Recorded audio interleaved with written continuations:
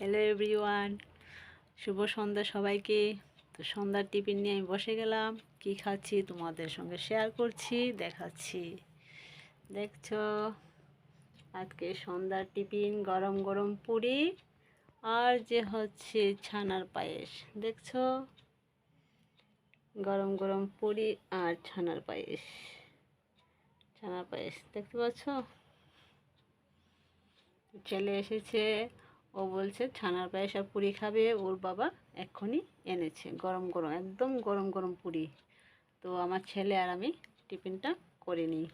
তো ছেলে বলছে আমাকে ভিডিও করো না, তো ওকে দেখাইনি এর জন্য। ঠিক আছে, তো শুভ সন্ধ্যা, সকলে ভালো থাকবে, সুস্থ থাকবে। আমরা মা ছেলে মিলে টিফিনটা করে নিচ্ছি। Bye, tata.